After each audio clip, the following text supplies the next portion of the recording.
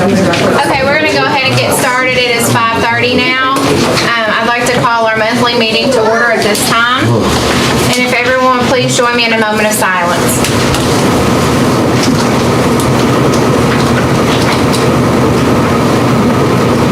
Thank you. At this time, would everyone please stand and join me for the Pledge of Allegiance?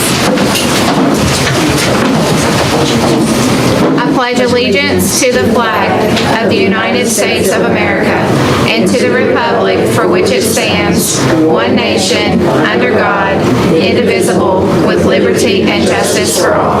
Thank you. You may be seated.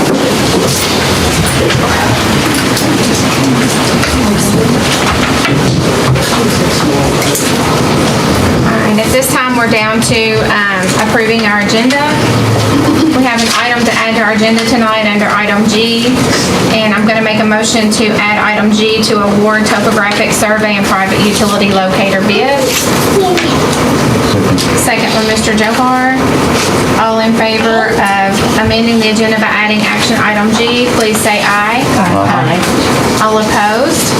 I hear none. Are there any other additions to our agenda tonight? If not, I will need a motion to approve our agenda.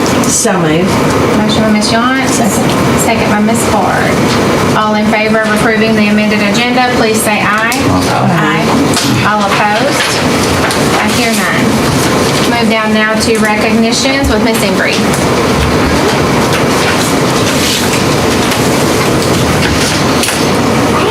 Well, good evening, you board members and all you fine guests out there.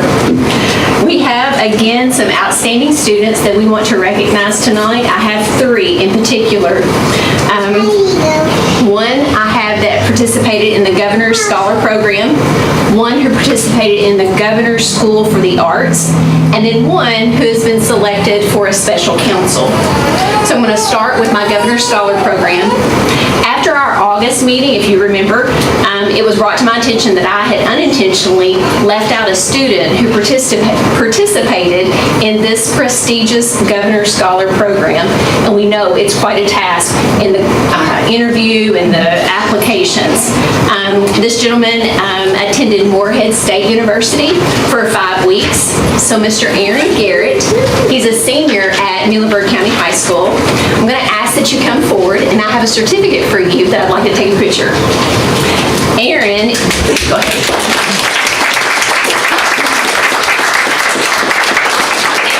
It's the son of Brian and Veronica Garrett. All right, I'm going to have you, let's stand right over there on that blank wall if you don't mind.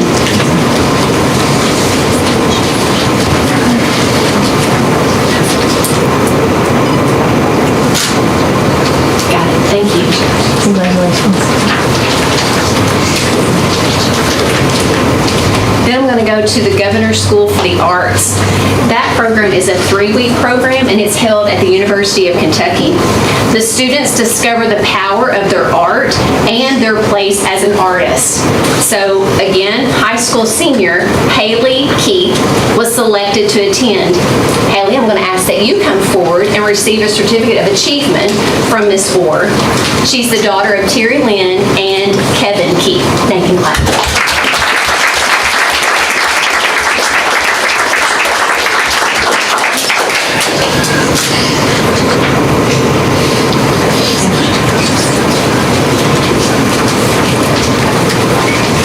And then my final student that I want to recognize, she's not a stranger to our board office. She was selected as our first engaged citizen last October and was recognized last month for participating in GSP. This young lady was chosen to join the Commissioner's Student Advisory Council for this school year. To gain valuable feedback from Kentucky students and to engage student leaders in learning by doing, the Commissioner created the Commissioner's Student Advisory Council. This group meets with the Commissioner and the Kentucky Department of Education staff both personally, in person and virtually. They discuss how decisions are made at the state level that are affecting students and schools throughout Kentucky. So Muhlenberg County Senior Lily Darr, she will be representing Muhlenberg County in this state council. I'm going to ask that she come forward and receive a certificate of achievement from Miss Orr. Lily is the daughter of Cindy and Todd Darr, and I'll tell you something else about her.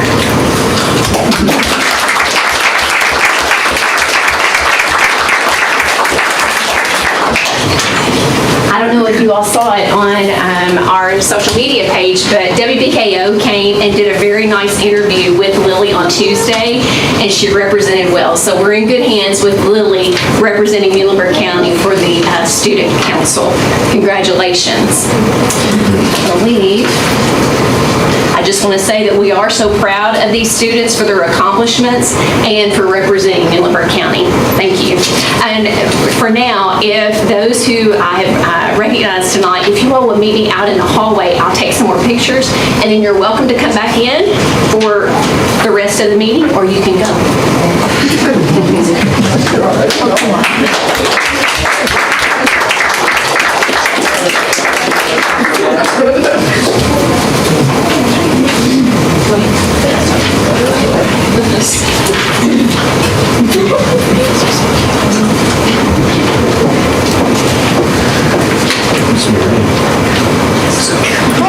So move down now to our treasurer's report, Mr. Blitzinger.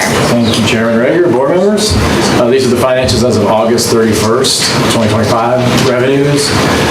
This month we had $3.837 million. SEEK remained unchanged. Federal was down $511,000. State was up $335,000. Taxes were up $1.2 million. Other is up $422,000. Food service was down $294,000, and daycare was up $2,000. These monthly receipts are down $203,000 from the last month and up $1.1 million from the same period last year. And really a lot of that was in that the franchise tax that we received. In the expenditure side, expenses, we had $3.265 million last month. That's up about $630,000 compared to the same period last year. The significant bills in August were for Bluegrass International Trucks and Buses for $612,000, CNC Contracting $453,000, Curriculum Associates $302,000, Danco Construction $260,000, Kentucky Flooring Distributors $178,000, Carpet Decorators about $170,000, Mechanical Consultants $121,000, Cadell Construction about $107,000, Sports Turf $91,000, Scotty's Contracting $80,000, Tremco $75,000, and Old Wealth National Management of $66,700. You can see that they mainly fell in the construction aisle of these significant payments. Payroll was $3,026,744.23. That is up $99,000 versus August of '24 for a total of $6,292,344.79. Accounts payable breakdown, so fixed and mixed expenses, $814,000, and about $815,000. Variable expenses, $257,000, and utilities expenses, $50,000. Are there any questions? Questions on the treasurer's report? If not, I'll need a motion to approve. So moved. Motion by Mr. Porter. Second by Ms. Ford. All in favor of approving the treasurer's report, please say aye. Aye. All opposed? I hear none. And down to payment of bills and salaries. Thank you again. This month I bring you $1,180,347.22. Of that, general fund was about $225,000. You can see construction, again, about $861,000. So carpet decorators for $268,000, CNC contracting $92,000, mechanical consultants $87,000, fashion painting $68,000, Cadell about $60,000, Danco construction about $55,000, IMAC environmental $52,000, Tremco about almost 51. Ronald Johnson Associates, who is the architect and contractor for the roofing resurfacing projects that were going on at 46,800, and Hogue Electric for 44,325. Any questions on those? Any questions? If not, I need a motion to approve payment of bills and salaries. A motion by Mr. Johar. I'll second. Second. All in favor of approving payment of bills and salaries, please say aye. Aye. All opposed? I hear none. Thank you. Thank you. We'll move down now to our public participation. I think we have a few tonight, so for a change. Thank you. So, okay. All right. I'm just going to go down through the list. Our policy is that we have a 20-minute time slot allotted for public participation. So since there are 6 people signed up, you'll have a little over 3 minutes to speak. 5. It's 5. Oh, sorry, I thought that was. That's okay. One was, okay, so, never mind. You have 4 minutes. There's 5, there's one marked out I didn't notice, sorry. That's why you got glasses, so. All right, so the first one on the list to speak is Montgomery Duval coming up to speak on dress code.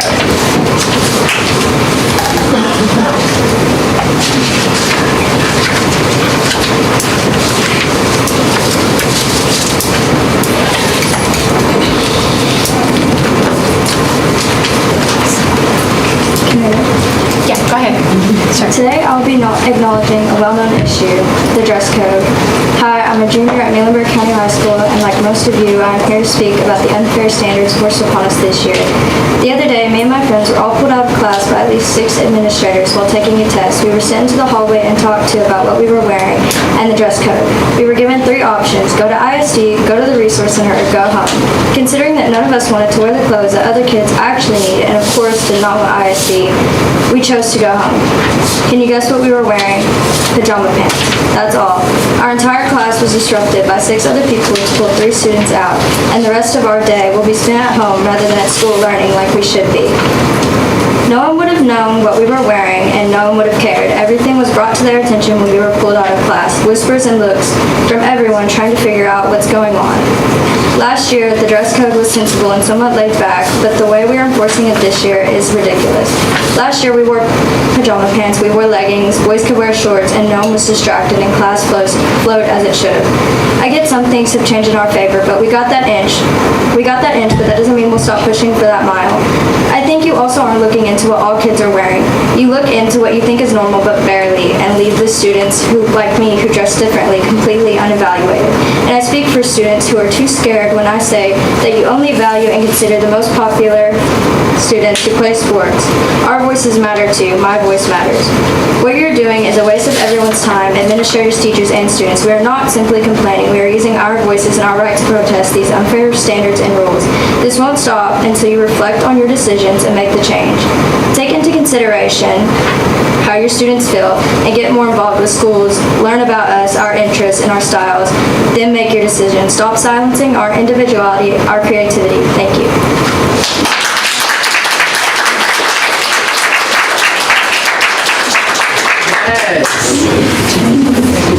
Okay, next we have Katie Perkins speaking on dress code and teacher concerns. Good evening, I'm Katie Perkins. I'm a teacher at Muhlenberg County High School. I teach English.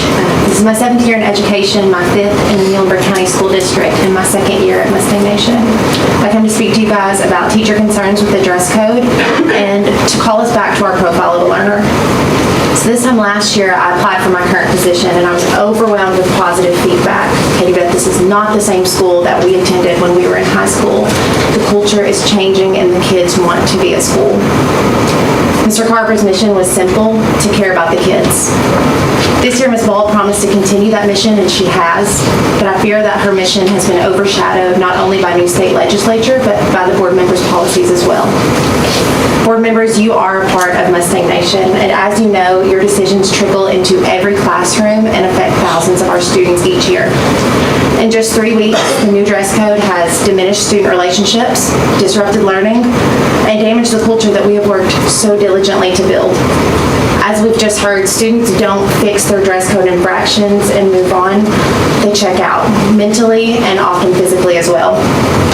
While I commend you for revising the definition of torso, I ask you to revisit the policy as a whole and make sure that it truly aligns with our profile of a learner. A board member recently told me that the dress code's purpose was to teach our students how to dress professionally, and I hear your heart in that. We want our students to be engaged citizens. But I worry that our students are here to learn, not work. And second, if we want to teach them how to dress professionally, then that has to be done intentionally, and we're already doing that. Each year, our seniors have to provide a defense of learning, where part of their graduation requirement is to dress professionally.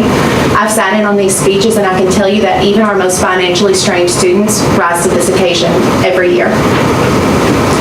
If our mission is truly to provide students with the knowledge and skills they need to be successful after high school, I call us back to literacy. I'm an English teacher. I know the importance of reading. Literacy is empowerment for our students. Their abilities to think critically, read critically, make informed decisions. These are skills that see them past high school. Our fall reading data shows that 65% of our freshmen are reading below grade level, and 44% of them being at a 5th grade reading level or lower. Our sophomores are at the 61% reading level, below grade level. I can't teach these important skills if my students aren't in class and don't stay in class. Consider this. Mr. Watkins recently told me that 560 students are currently enrolled in homeschool, and that's only our students who have reported. That's the size of our largest elementary school in the district, and the numbers keep growing. You wouldn't believe how many times a day I hear, well, I'll just go homeschool. When we upset our students, when we make them feel like they're not heard and listened to, they leave. I've taught kindergarten through 10th grade in our district, and I've seen the effects of this casual homeschooling. Our students often leave one year only to return the next with significant learning gaps. They need to be in school. They need to see teachers who care about them. And we have to get kids to come to school and stay in school. Just last week, I stopped to talk to students in the gym, and one lady was especially down. I asked her what was wrong, and she said, "I hate it here. It's not like it was last year. It feels like prison." Her friends nodded in agreement. I'm confident if you surveyed our sophomores, our juniors, our seniors, they would echo the same sentiment. We have to get back to making learning engaging and fun. Teachers are already working hard to bring joy back into our classroom, but we can't succeed if our board policies push students away. I'm not worried about our athletes and our rule followers. They will be fine. This affects our alternative students, the students that only come to school in the comfort of their pajama pants. Yes, we have to have a dress code. I understand that, and I'm completely in agreement with that. But I can't teach our kids if they're not in school. So I leave you with 3 action items. First, revise the dress code. Let them wear their shorts 5 inches above the knee instead of 3. Let them show their shoulders. Let them wear their pajama pants. Students need to feel seen and heard. Second, give a climate survey to our sophomores, our juniors, our seniors. Ask them why they're not coming to school. Ask them why they're not happy with the culture, and then listen. And third, most importantly to me, partner with your educators. We're in the schools. We see these students every day. They come to us. We know how to see them be successful, and you have the power to make that change happen. Our current framework tells us to do the work, and there's still more work to be done. I leave you with the same challenge that Ms. Ball has left each of us at the high school. It's time to level up. Thank you.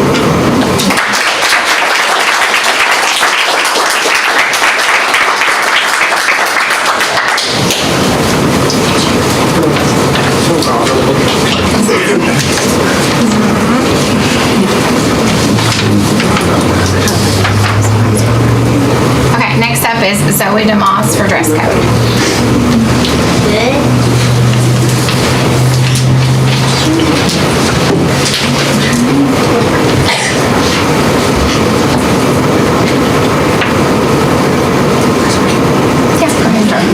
We're waiting on you. Okay.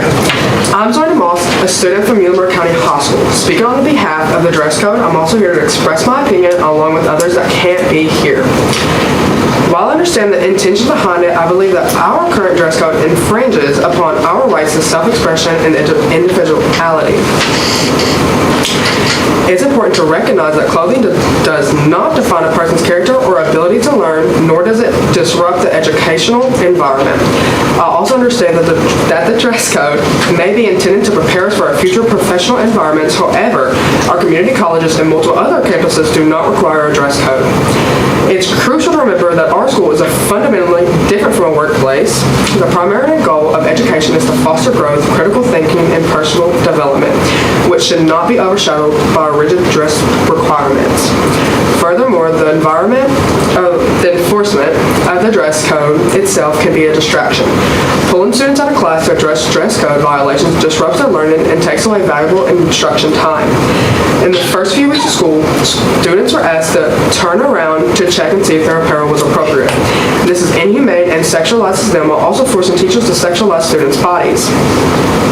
The way we handle dress code enforcements can affect students with traumatic past, especially those who experience sexual assault. For these individuals, which I've heard from personally, have stated being singled out and criticized for their clothing choices can trigger feelings of vulnerability, anxiety, and shame, potentially causing more stress to them. It's essential to create a safe and supportive environment where all students feel comfortable and respected, and a rigid dress code can undermine this goal. It also places an undue emphasis on appearance rather than academic achievement. There are more concerns that the dress code is not consistently enforced, leading to a perception of unfairness where some students are dress coded while others are not, creating a sense of bias.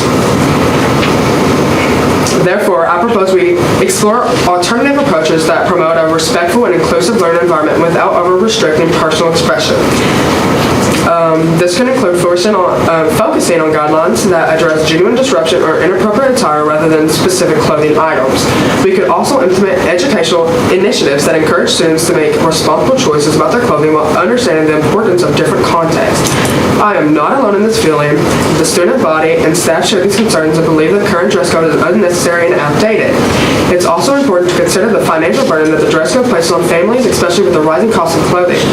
It's important to acknowledge the increasing financial strain that a dress code places on families with the rising cost of clothing and other essential items. Requiring students to adhere to specific dress code guidelines can create an additional burden, especially for those from low-income households.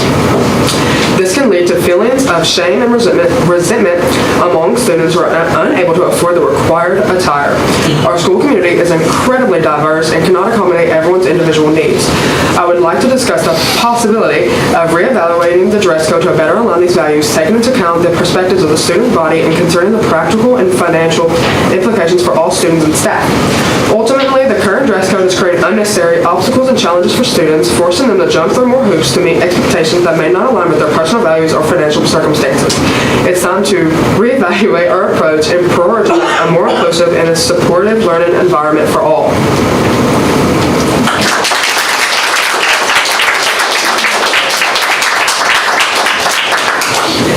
Now we're down to Joby Tedder, dress code. Good afternoon. My name is Joby Tedder, and I'm a junior at Muhlenberg County High School. I stand before you today because our community has reached a boiling point over something that should have never escalated this far, dress code. While I'm ecstatic that things have changed, and I'm so thankful for that change, many people, including myself, are still frustrated and disappointed in how this whole situation has been dealt with. It's taken countless complaints, heated conversations, social media posts, etc., etc. The fact that it required so much attention and outrage just to spark change speaks volumes about not only about how much the students at Muhlenberg County High School are respected by the individuals who run the schools, but also the parents. Students and parents both have repeatedly expressed their concerns, but concerns were dismissed until things reached a breaking point. Last Tuesday night, before the dress code was changed and everybody said it was a miscommunication, I created an online petition and I received 956 names, and I feel that that number alone should be more than enough to let you all know that how many people are upset with this dress code. This year, too many students, mostly girls, have been singled out and embarrassed because of their clothing choices. Being pulled out of class and publicly reprimanded for wearing something that is totally appropriate is humiliating. It disrupts learning, shames students, and sends the harmful message that how they look is more important than their education. Every student who has endured that deserves more than silence. They deserve a genuine apology from the Board of Education. Let me ask you all this. How many of you come to work with your bottoms fully covered? How many of you, before you go out to run errands, ask your parents, your wives, your husband, your friends, does this cover my bottom? Do you think I'll get in trouble for wearing this? I highly doubt that anybody in this room does that. And while I understand that we are in high school and we're still kids, young adults, I think that being in fear of going to school and having to worry about getting in trouble or getting pulled out of class for what we're wearing is a little bit ridiculous. I don't think that it's fair. This dress code has also broken relationships with teachers and students. A lot of students I've talked to feel that they've been like their bonds with their students and teachers are broken. They feel like they have been give me a minute, y'all. I'll find it. Maybe I won't. I'm getting there.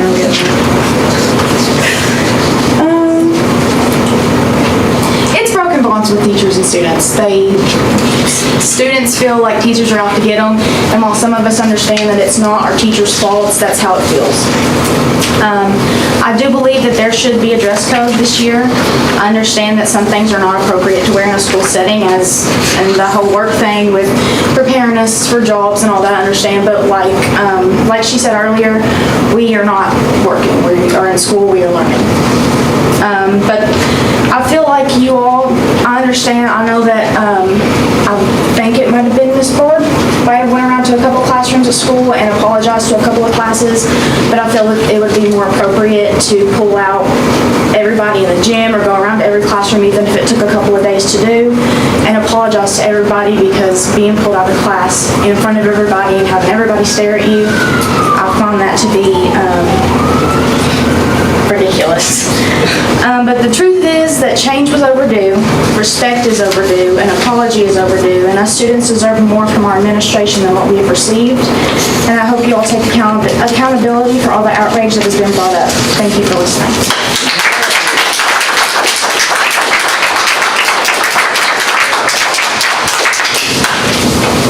All right, and our last one to sum up is Wilson Walker on dress code. Good evening, members of the board, Superintendent Orr, faculty, and community. My name is Wilson Walker, and I'm honored to serve as the class president of the class of 2027 at Muhlenberg County High School. I want to begin by sincerely thanking each of you for the time, effort, and care you give to our schools. I know that being on the board is not an easy job, and I want you to know that your work does not go unnoticed to some students, if not all students. I especially want to thank you for the recent clarification on our dress code regarding the definition of the torso. That update may seem small to some, but it has already made expectations clearer for both students and staff, and it shows that you are listening and willing to make adjustments when needed. On behalf of many of my classmates, I want to express our appreciation for that. Tonight, I do not come before you to argue or complain, but simply to ask for clarity. Recently, the dress code standard for short lengths and holes above the knee was changed from mid-thigh to 3 inches above the knee. My question is simply, why was the change made? Understanding the reasoning behind it, whether it's for professionalism, consistency, or safety, would help students accept and follow the rule more willingly. When we know the why behind the expectations, it builds trust and encourages cooperation. In addition, I would respectfully suggest that the online version of the dress code include more definitions, just like you did with the word torso. Clear expectations of terms would make the policy much easier to understand and to enforce consistently. This would help students, teachers, and administrators all be on the same page and reduce confusion. At the end of the day, we as students want to work with you, not against you. We want our schools to be places where learning comes first and distractions are minimized. By providing us with clear reasoning and clear definitions, you strengthen the partnership between the students and the board, and you know that our voices matter in the decisions that affect us every day. Once again, I thank you for your time, your service, and your dedication to the students of Muhlenberg County. I'm grateful for the chance to speak with you tonight, and I look forward to continuing this important conversation. Thank you very much.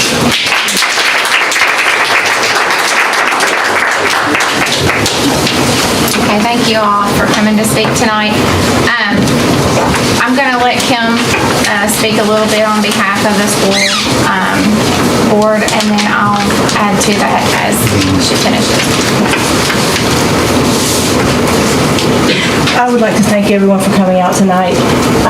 We all may not agree on everything, as you all have made very clear tonight, but what we can agree on is you're here because you care, and we are here because we care. None of us are paid board members. We all have full-time jobs elsewhere. We give of our time, we give to our community, and we truly care about our students, our parents, our teachers. Otherwise, we wouldn't be here. So I want to say that first of all. I wrote this because I wanted to make sure that I made all of the points so that I'm very clear. As I was getting ready to visit Muhlenberg Middle School on Tuesday morning, there was a program on KET at 7 a.m. As I busily rushed around my home, I stopped to listen after hearing these words. We have hit a pothole when it comes to polarization on social media. The speakers talked about grace and being part of the solution, not being part of the problem. When you're posting on social media, are you helping or are you hurting?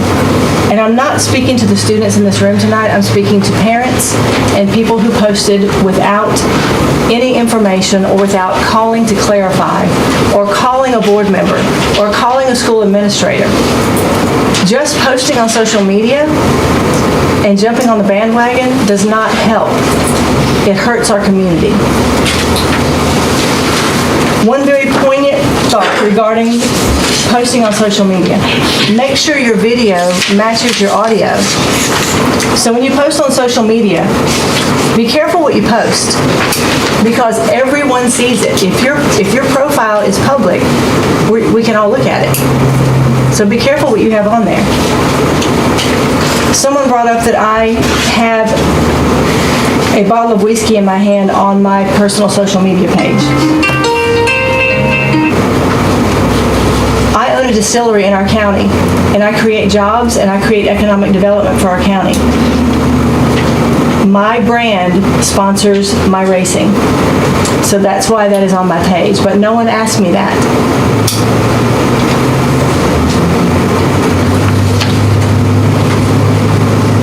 When I wrote that I sincerely apologize for the lack of clarity on the word torso in our dress code, I meant that with all my heart. I was going to the middle school and the high school to apologize in person. I did that. My video matched my audio. When I said I expect the same level of involvement that we have had about dress code and getting our students to school on time, on target, at school, I meant it. I'm a school board member who expects nothing less. We all have things we need to work on personally. I know I do. We will never agree on every topic. And just because we disagree does not mean I dislike you or that I mean you harm in any way. Disagreement is part of life. We discuss and work through our differences, and we try to come to a solution. Students, I commend you for coming here tonight, and parents and teachers for speaking up. This is how change happens. We said this in the last board meeting when people came to speak to us. We hear you, we listen. We have policies that we have to enforce and write, but that doesn't mean we're doing it against you.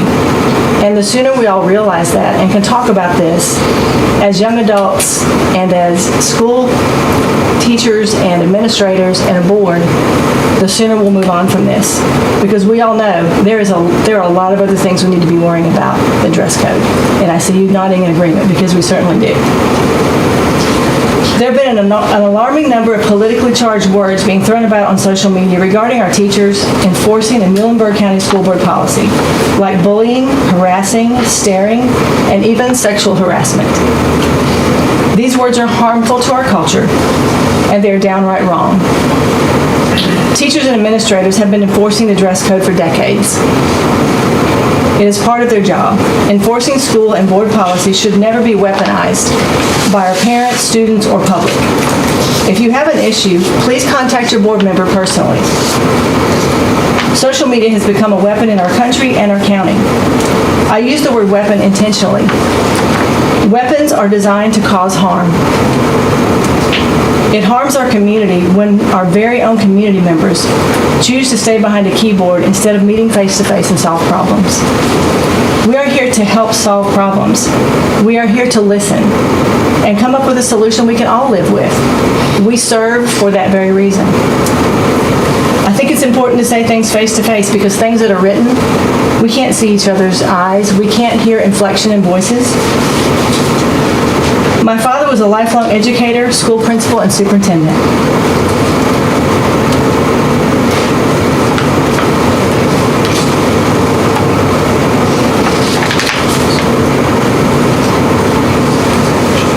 He retired when he was 80. He tried staying home with my mom for a month, but he was bored to tears, so he went back to work.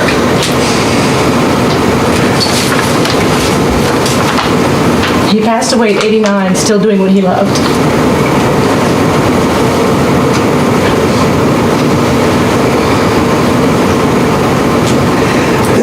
One of the many, many things he taught me, many things, is to never hold a grudge with someone you disagree with. Because during that difficult time, you have a unique opportunity to serve. I've thought a lot about the things I've read online and the things directed towards our staff at our schools, school board members, and central office. Most of them who do not voice their opinions because of possible retaliation. Some have personal values that keep them from responding to hurtful words or even hateful words. Words written on Facebook and on any other social media do nothing to solve a problem. It only divides our community. And the ones doing the writing are emboldened by the number of likes they get. I have many thoughts on this topic, as I'm sure many of you do as well. But I would like to encourage everyone here and listening to this meeting, face-to-face is the way we should solve our problems, instead of posting things that you may not be in agreement with or, in many cases, may be misinformed about. And I'm not just speaking about dress code on that point. I'm speaking about other things that we've seen on social media since I've been on the board. And a lot of it is misinformation, and all you need to do is pick up the phone and call a teacher, an administrator, or one of us, a board member, or Ms. Orr.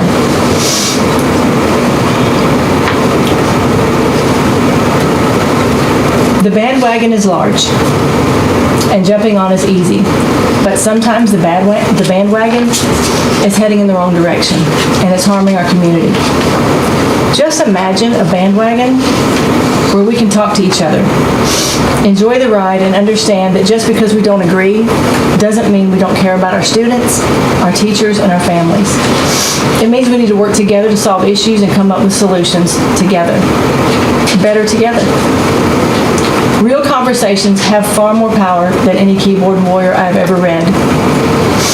On another note, there are two very dangerous precedents that are being set at this very moment. One of them is a viewpoint that if the school board members amend a policy or change a rule, that is viewed in the public eye as caving or weakness. That, ladies and gentlemen, is a lose-lose for policymakers. You ask us to reconsider and clarify, we do, and then we are called weak or told that we caved. We listened. If you call us weak or say we caved, you have just taught us that reconsidering any policy is weakness. You cannot have it both ways. The second dangerous precedent is if it looks like it's easy to get a policy amended or changed just because people are fussing about it on Facebook, where does that stop? When you see what is viewed as pushback by any elected official, it is done for this very reason. At what point are there no policies, no rules, no laws, and no structure for our society? After all, as many of you have said, we have many, many more important things that need our attention. And there are so many things in our schools and locally, like Daryl Bowers walking in tonight, who we haven't seen in a long time. He's a former school board member, and he came tonight in support of his former school board friends. And dessert pizza before the board meeting. At last month's board meeting, Vicki Yance talked about all the accomplishments with SOAR. This program builds family and community in ways that we can't even fathom yet. Single moms and dads are supported and mentored. Children begin to achieve because they learn to read. This program will continue giving to our families for years to come. In August, our food service director, Joe Cooper, who loves everybody, shared how many children and families she fed over the summer break, when many of our children seldom have enough to eat. Thousands of meals were prepared and delivered with absolute love and service for this community. The new Paxton Patterson Career Labs are now in use at the middle school. I saw those when I visited with Ms. Orr and with Ms. Rager. These labs engage our students in real-life skills so they can experiment and discover career paths that they may never have even dreamed of before. For example, Mr. Chappell told me that one of his expert welders, who is now honing skills at school in welding. And my favorite part, it's one of our young ladies. So many good things are happening in our schools and in our community. Every single day, we need to focus on the positives in order to change our climate and our culture. If I've offended anyone, I deeply apologize for that. That was never my intent. If you want to talk about things, please contact me. My correct email address is kim.bard@muhlenberg.kyschools.us. We are better together. Thank you for listening. And I'm just going to kind of reiterate some of the points that Ms. Bard made. I know she spoke about her father being a lifelong educator. She as well has been an educator and an administrator at our middle school level, not here in Muhlenberg County, but elsewhere. So if anyone understands education, she does. She is our one board member up here that does know education better. And Ms. Jones. Oh, and Ms. Jones, I'm sorry. Yes, she too. But, you know, I've never been around more caring people, and I think a lot of what people don't understand is they don't know us, and they don't know, I mean, we're real people too. Some of you out here I've been on beta trips with. You know, I'm just a normal person just like everyone else. I'm a nurse by the day, a school board member by the month. You know, this is not my livelihood. I love to see kids succeed. I love to train new nurses when they get on the job. It all starts with education, where you all are now, and working through to your future. I do want to make some points, though, about our dress code, and that everyone kind of thinks that we are unfair in our dress code. I printed off some surrounding counties and just made a few little notes on their dress codes. And I don't know if anyone has taken the time to look at other districts and their dress codes. But for example, Davis County. All students shall wear shirts, blouses of appropriate length. They may wear shorts at or near knee length. Students shall wear skirts at or near knee length. Students shall not wear jeans with holes above the knees. Students shall not wear sleepwear. Ohio County. No hats or headdresses. I've heard on Facebook and seen on Facebook where they're like, well, they won't even let them wear hats. That's ridiculous. Well, everyone just about in our surrounding counties have no headdresses or no hats on their dress code. No sleepwear. Sleeveless shirts are not allowed. No tank tops, no halter tops. Garments that expose the bare midriff or back or hang off the shoulder are not allowed. Torn article clothing higher than 3 inches above the knee or showing skin inappropriately. Clothing with holes more than 3 inches above the knee. That was Ohio County. Owensboro Public Schools. Short skirts, dresses, or any other pants item that are mid-thigh length are acceptable. Leggings or yoga pants are allowed, however, should not be sheer or transparent. Shirt length must be long enough that no bare skin or underwear is exposed between the bottom of the shirt and the top of the pants when standing, seated, or doing any other activity. The waistline should be covered and the midriff should never be exposed. Shirts must have a sleeve that covers from the neck to the armpit. Bandanas, hats, bonnets, caps are not to be worn during the school day. They actually, on Owensboro Public School, have a little diagram and it shows exactly where the shirt should hit, which is now what ours reflects. Hopkins County. All clothing must be size appropriate. Form-fitting or overly tight clothing is not permitted. In my opinion, that would be leggings. All students shall wear shirts, blouses of appropriate length, no bare midriffs, bare back, or low-cut necklines. Students may wear shorts or skirts at or near knee length. Extremes should be avoided. Students shall not wear jeans with holes above the knees, no hats or hoods, anything like that. McLean County. All shirts must be long enough that they can be tucked into pants, shorts, or skirts. No plunging necklines, no midriffs. Students will not wear clothes with holes, shorts, or skirts above the fingertip length where the skin is visible. So just to show you, I mean, we are not off on our dress code in accordance to other school districts. So if you left our school district and went somewhere else, you're going to be expected to abide by those same dress code guidelines that I just read off, which is basically what the issues have been, to my knowledge, with our dress code. I will say this. We had 3 open session board meetings that everyone was welcome to attend when dress code was being discussed. We listened to several students who came and spent their time. We had one young man that came to 2 different meetings and spoke publicly and did a very good job. And we are proud of our students for doing that. This is the things that we want to see our students be able to do, is come to something like this in front of a bunch of strangers and stand up and voice your concerns and your opinions. We are not knocking any of you for that at all. But with those things being said, when school started, the intention was not at all to start out how it did, for students to get in trouble and to be reprimanded several times a day, for what they were wearing. Most people that I know, most girls, like to wear their leggings and their crew necks or their t-shirts or whatever. Just about every girl I see, that's what we went to the middle school. I bet 75% of the girls the other day at the middle school were wearing leggings and t-shirts or crew necks. That's fine. I know the initial discussion in our open session was that we had wished for bottoms to be covered. However, when we use the word torso in our dress code policy, the actual definition of torso is what we have put out there now with the new drawing. The drawing that was given to the staff and the teachers and administrators at the schools was inaccurate. We have apologized from that. We have come up with the actual diagram that shows the torso and what that covers. We reached out to Ms. Orr, who also got with our principals, to have all of the reprimands to that point removed from the students so that they were no longer in trouble. They started fresh and new, clean slate. All of those were taken away because we asked for that to happen once her new drawing came out. So I feel like we have tried to make a wrong right, okay? We are not going to allow pajamas. No one else allows pajamas. We're not going to allow pajamas to be worn to school.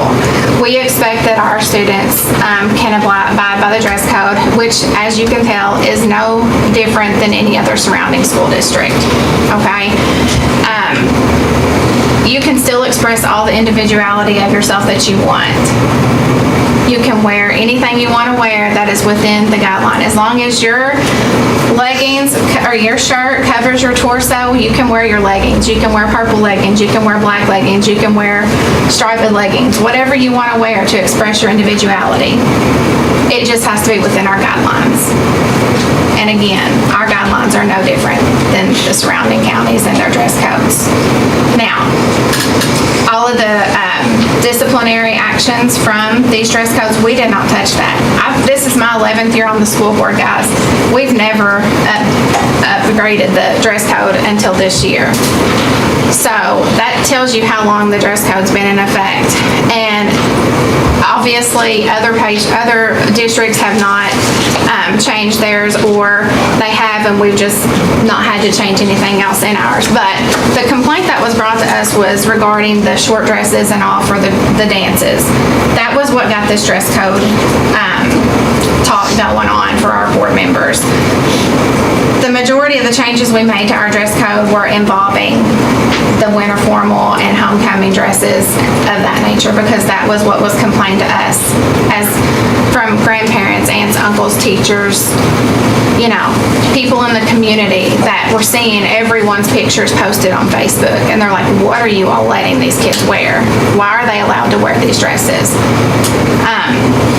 So that was kind of what got us going on. We really kind of need to look at this and do something with that, okay?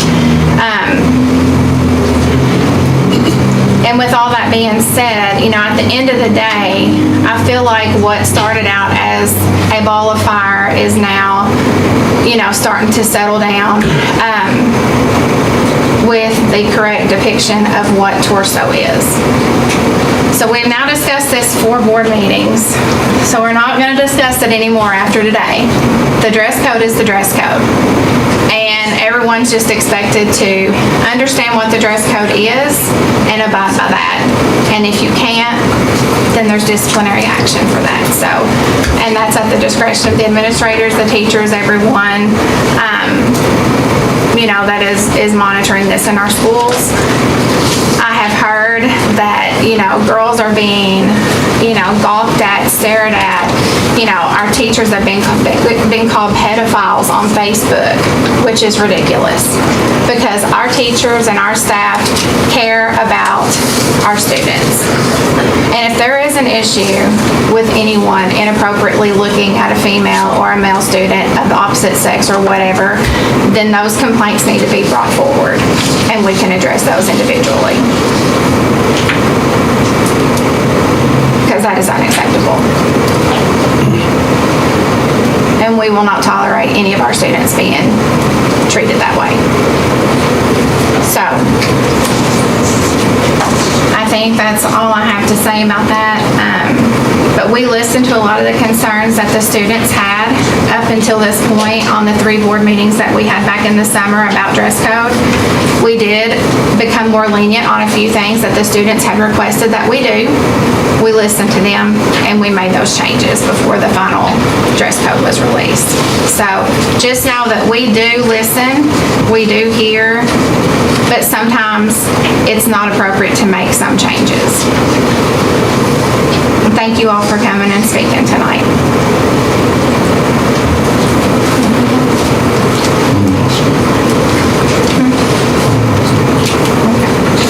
All right, if not, we're going to move on down to our administrator's report and our superintendent report with Ms. Orr. So I'm going to let Mr. Sharp, Ruth Bremen, go ahead. Is he here? He is. Oh. Hello.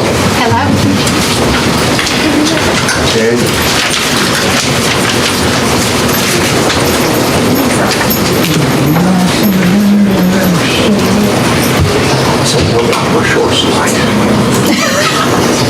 I'm sorry. It's fine. Too soon?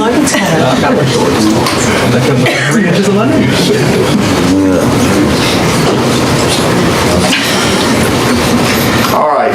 Good evening, board members. I'm going to talk real quick about what we have going on at Bremen Elementary. Being September, I don't have a whole lot, and I'll go through some of this. Some of our main mottos of our school are relationships over rigor, love before lessons, grace before grades, and then doing things right rather than being right. All our staff really believe in all those things, and we try to put that at the basis of whatever we do. So one of the big things we did, Empower Learn, we really worked hard on decorating our school, setting the stage for success. We had red carpet, we had several decorations for our open house, and kids really loved coming back to school. Give a big shout out to our custodians. They work tirelessly on keeping our school clean and effectively maintained throughout the summer. I'm very proud of them. Our effective collaborator, we have Donuts with Grown-Ups. It's a big event where family members come in, parents, grandparents, step-parents, aunts and uncles, close family members. We have lots of donuts. I try not to eat too many of them, but I have to try one to make sure they're not poisoned or anything. But kids really love that, and they love to see their parents. Sometimes it's tough because they don't want to see them leave, but that's something we deal with quite often. On September 11th, we had our patriotic assembly for 9/11. We had 4 students who read a book about the tree that was there during the 9/11. We had all of our close area first responders. Our students made cards and art projects for them as they got to tour their vehicles, and it's always a lot of fun. We're celebrating Ag Week this week. Agriculture is a big deal at Bremen Elementary. We are a big-time farming school. We had a big tractor thanks to Miss Jarvis and her family farm. We had a tractor. We're going to have some cows on campus tomorrow. It's going to be a big deal as well. Today was Farmer's Day off pajama pants. I'm sorry. It's allowed on things. It's allowed on those days. I was getting too early for that joke, but I'm sorry. It was Farmer's Day off today. This is our skill communicator. You can't really see that. I probably should have blown it up a little bit. This is what our myself and Miss Ginsburg, my new assistant principal, she couldn't be here tonight. I'm not happy that she didn't. I wanted her to be here tonight, so I told her sister that she may get a stern talking to from me. But our classroom walkthrough document that we look for is basically an informal document that we kind of look to. We're looking to see what the level of engagement is in the classroom. That's subjective, but we really look to see how many of our students are engaged. We look at what type of instruction it is, whether it's direct instruction, whole group instruction, or if it's a small group instruction, or if the students are facilitating, or the teachers are facilitating learning throughout the small group. And then we also look for compliments, questions, praises, and things like that. We send that to our teachers, and then they kind of give us some feedback as well. We use that in part with our formal walkthrough system. And I use it in a Google form. The former superintendent, a long time ago, he'd have to write it on paper because he didn't know how to do anything on technology. This works a lot better than that. We upgraded our staff lounge this year. Ms. Ginsburg really worked to do that. We painted it, and up there's we did some pictures of our staff when they were kids, so it was a really good project for our staff. You all need to step up, guys. With some new faces at Bremen Elementary. Kimberly Greenwell is our new 4th grade math teacher. Destiny Myers, new instructional monitor. Crystal Hambrick, 2nd grade teacher. Amy Woosley is our new financial secretary. And Michaela Piper is our new instructional monitor. And of course, our new assistant principal, Miss Lindsay Ginsburg. I don't know if I'll get this to work here. This is our little opening day fun. Did it work? How do I get that to work there?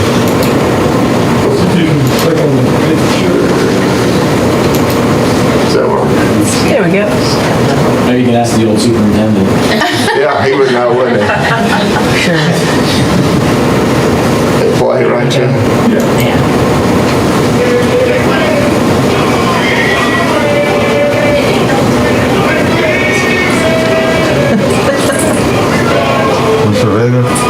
Mr. Vega, can you see your son? All right, so we have, how do I get back here? All right. Your son was dancing. And that is the end of, if you have any questions? All right, thank you. Thanks, Frank.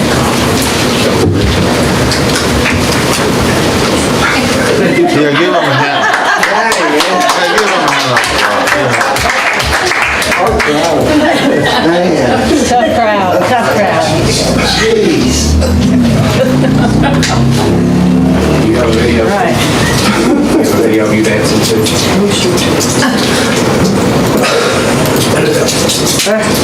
Let's do it this way. Okay.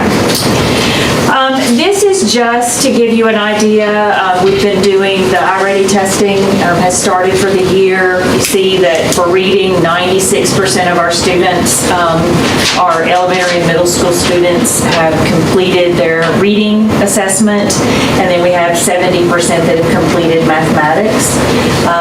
For the October board meeting, Ms. Jones will be able to share some results from that, the beginning of the year assessment. So just trying to give you an update on where we are with that iReady testing. You all have a packet that Ms. Bridget made copies for you. Profile of the learner, you can see the calendar up in the top right. This is the same calendar we did last year. We're just going to do the same thing this year, where we spotlight the different competencies. This month for September, it is an overview, kind of a review. And so you all have in your packet the competencies: engaged citizen, effective collaborator, creative problem solver, skilled communicator, and empowered learner, with the key takeaways from each of those competencies, kind of for you all as a review. And I want to point out the two pictures. Mr. Perkins and I got to go to the high school today to see the culinary classroom. They did a collaborative activity with the Spanish class. They made tamales and Mexican hot chocolate, and so there was a lot of collaboration, problem solving, and communicators and empowered learners in what we got to see today. And we tasted some really good tamales and some delicious hot chocolate, so that was fun to be able to do and to see the learning happening there.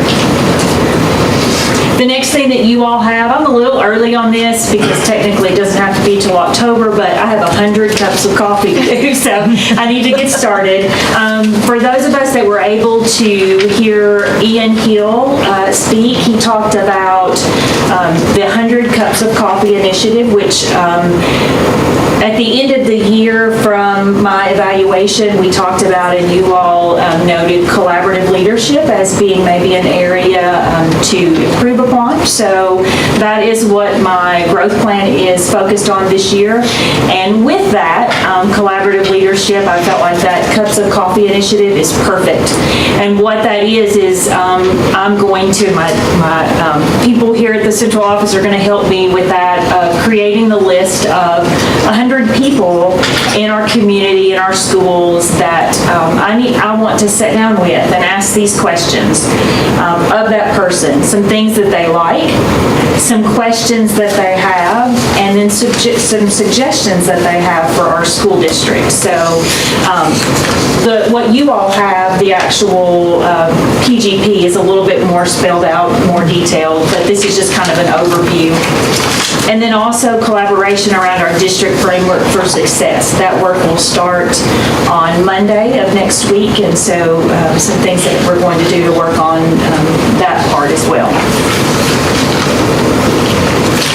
I'm kind of double doing tonight. I'm Alex. Mr. Watkins is at a DPP conference, and so I'm just going to share briefly a little bit about our attendance data. You all have that chart in your Google Drive, in your folder.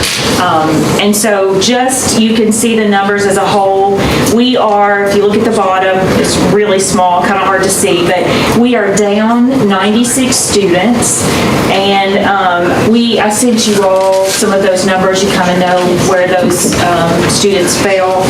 But we are up as far as our percentage of attendance. So going to continue to look at that, obviously, each month. But this is just to give you a beginning of the year look at that attendance.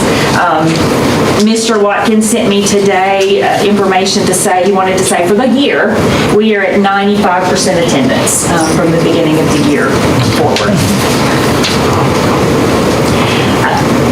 The Blueprint for Success, Ms. Stacy Jones will talk with you all briefly about that later on. And then just to give you a construction update, you get me too. These are two pictures of our kindergarten classrooms that have been remodeled at Longest. You can see that the teachers have done a phenomenal job of making it feel like they're home again, of putting things on the wall. We did a walkthrough, myself and Mr. Browning and the construction people did a walkthrough to go over some punch list items, and so they're going to be working on that over the fall break. We do still know that there's a lot of flooring that won't happen until next summer. Even though it is part of this work, it'll wait until they can clear out the hallways and get into the other classrooms. So it's just to give you a sneak peek of those rooms and how great that they look and the work that will continue. Okay. That is all that I have. Thank you. Make sure I'm not forgetting anybody. All right, that's it. All right, thank you.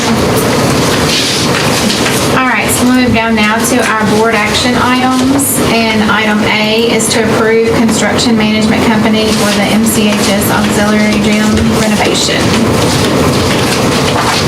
That is also me.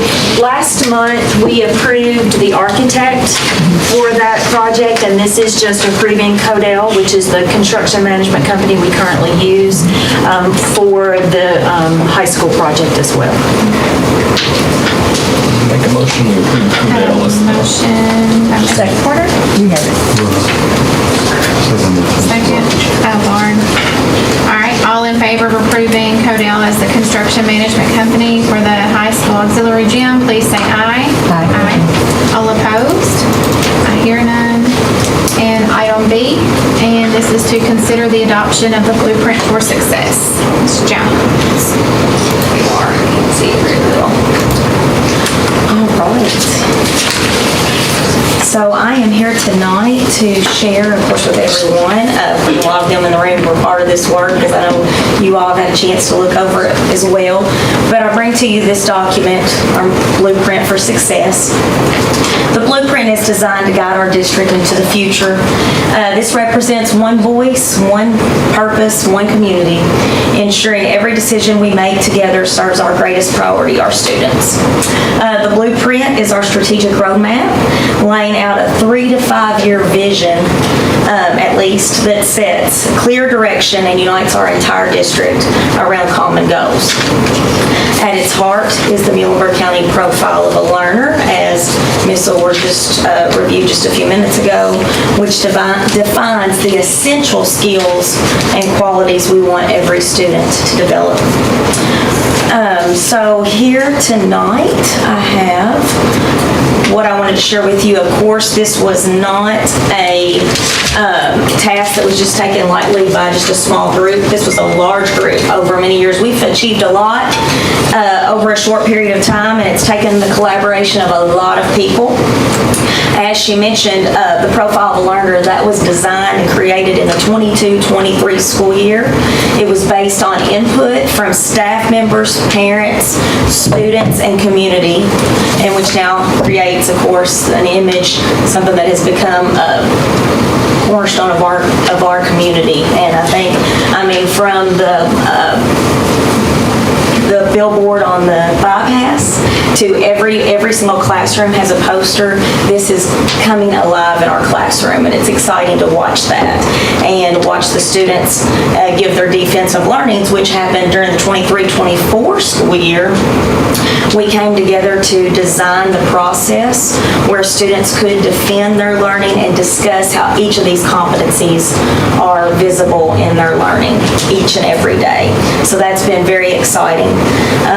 A small group piloted that experience during the 23-24 school year, but during 24-25 school year, we had a full year of defenses that were completed in 3rd grade, 5th grade, 8th grade, and 12th grade.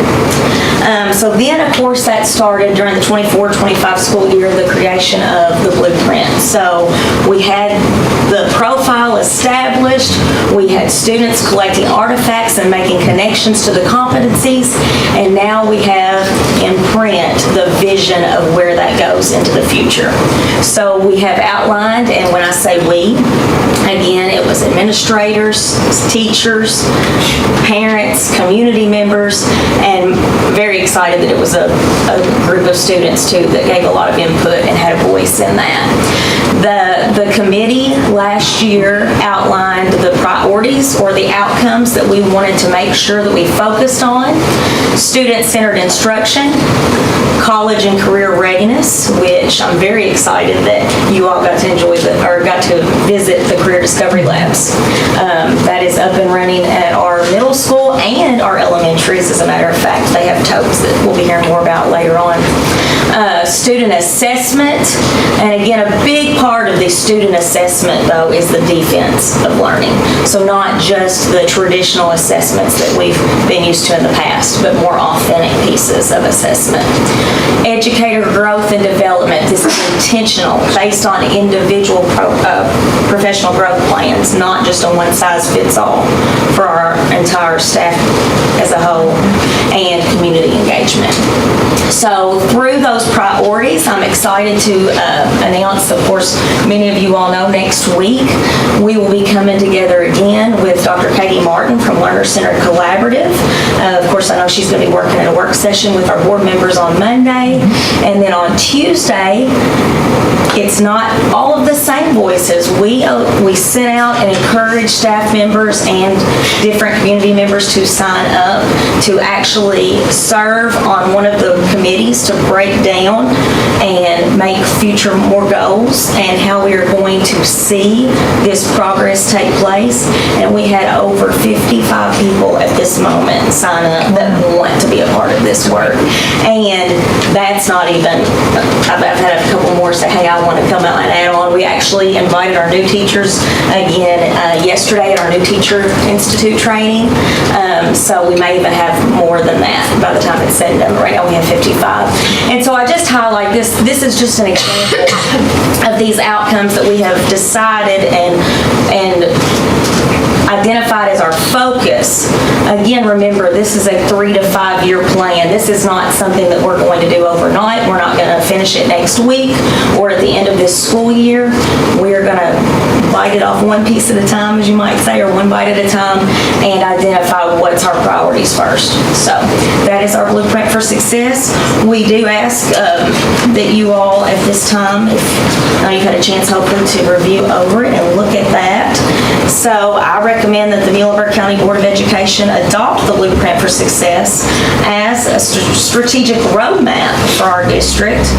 And this plan clearly defines our future vision and direction, aligns our efforts around shared goals, and ensures that every decision we make advances our commitment to preparing all students for success in school and in life. So, recommend. I'll make a motion. Second by. I had to at the same time. All in favor of considering the adoption of the Blueprint for Success, please say aye. Aye. All opposed? I hear none, thank you. Item C is to consider adding a part-time reading intervention teacher at Bremen Elementary School. Thank you, Chairman Rager, board members. So Bremen Elementary, they have reviewed their Title I parent survey and their iReady reading data. And so they would like, using their Title I funds, to add a part-time reading interventionist. And I would recommend, you have some of the additional notes there as well in the rationale, but I would recommend that Muhlenberg County approve the part-time reading intervention teacher at Bremen Elementary using their Title I funds. Make a motion. Second by Mr. Joe Homer. All in favor of considering the part-time reading intervention teacher at Bremen, please say aye. Aye. All opposed? I hear none. Item D is to consider adding a part-time instructional assistant at Muhlenberg South Elementary. So this position would be site-based funding at South Elementary for another part-time instructional assistant. As you know, we're always looking for ways, when they find the money that they have, that they can have areas to help with their students. So this position would help with clerical tasks in the school counselor department. Again, you have additional rationale in your folder, and it is is site-based allocated, so it's their site-based monies. And I would recommend that we approve the part-time instructional assistant at South Elementary, funded by their site-based allocations. I have a motion by Ms. Bard to approve. Second. Second by Mr. Porter.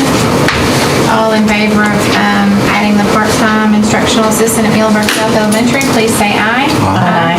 All opposed? I hear none. And item E is to consider adding esports head coach and assistant coach position at Muhlenberg County Middle School. So similar to what we have at the high school, we have our esports team at the high school, and this would expand that to now we would have an esports team at our Muhlenberg County Middle School. You know now the details of esports and the importance of getting all students involved, and we've been successful at the high school already in just our first year. So there would be stipends for the head coach and the assistant coach, and I would recommend that we approve the addition of a head coach and assistant coach in esports at Muhlenberg County Middle School. Take a motion to approve. Second. Second by Ms. Yonts. All in favor of adding the esports head coach and assistant coach position at the middle school, please say aye. Aye. All opposed?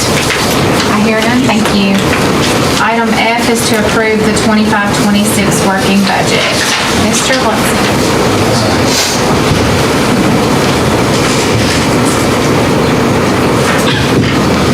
Grant messed it up.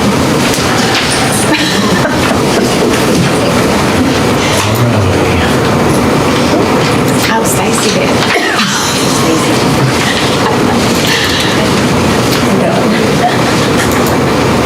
All right. So we're going to go over the working budget. It's the last iteration of the fiscal year 26 budget cycle. So just a brief overview of the revenue of all the funds and then expense differences.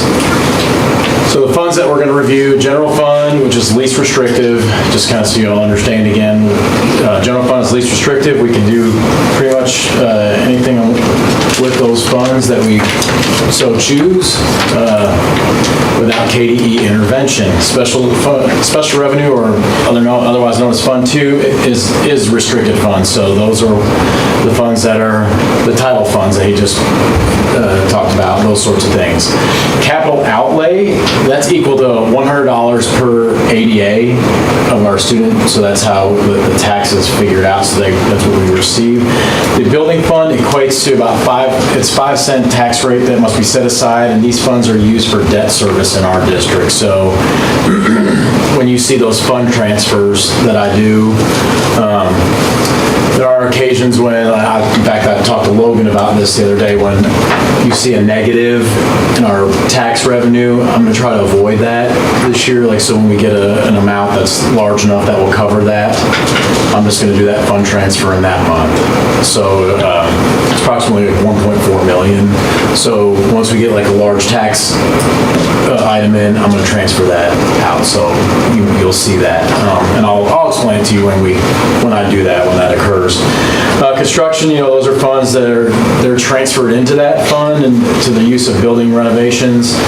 Food service and daycare operations are both proprietary funds that are standalone funds. They have to operate on their own. So general fund is not supposed to really kick anything in. If there is an occasion where something happens that they have to, that is allowed, but fortunately both our food service and daycare operations are amply funded themselves. So, are there any questions on the funds? I kind of went through those quickly. So total fund revenues, general fund, I will say that I pulled out beginning balance and the contingency, so it's 39 million. Daycare operations about 1.3 million. Food service 6.8 million. That does include their beginning balance because they do have quite a bit. So I want you all to see that. Building fund is about 1.429. That's those funds funds that I said would be transferred. Capital outlay, bless you, is $410,643, and Fund 2 is about $6.8 million. So that's total funds about $55,920,271. So the expense line item differences between the tentative and the working budget, the decreases, employee benefits were lower even with that raise because of the lower CERS rates. So the rates that we pay for their retirement. And then the contingency was decreased by about $30,000. Increases were salaries and supplies. A lot of the line item budgets, when you have excess funds, we drop those into supplies, so that way it can be moved out if need be. So that's the big increases that are there. General fund expenses summary. Salaries is $33,840. Employee benefits about $5.6 million. Purchase professional and technology services. Those are like our tech funds, software, those sorts of items, about $1.2 million. Purchase property and services. Those are items such as like the Cadells of the world, that sort of thing. Anything that's a professional service that we would get. And other purchase services, $1.3 million. Property is $2.6 million. Property is not necessarily land property when we say that. We're talking about fixed asset things that we would purchase. So, and then miscellaneous of $374,574. So, are there any questions on that? Really, the committed and earmark funds, we have the major renovation and construction items. You'll notice that when I did give you the budget, the construction, it did have zeros in there, and really what that is that we move those funds as we need them, so that's why there's really zeros in there. And then maintenance items that we discussed during the tentative budget, and then retirement commitment, which is generally around $600,000 annually. So, are there any questions?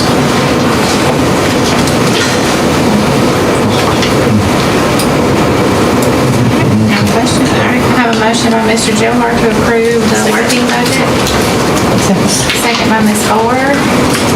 All in favor of approving the 25-26 working budget, please say aye. Aye. Thank you. All opposed? I hear none. Thank you.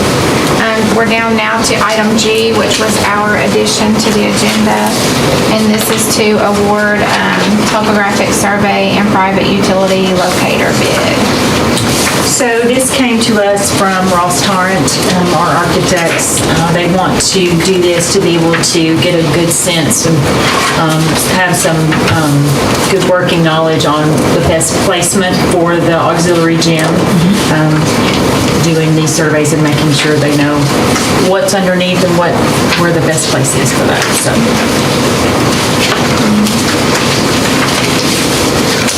And so it's Arnold Consulting. Yes, they were the lowest bid at the $13,805.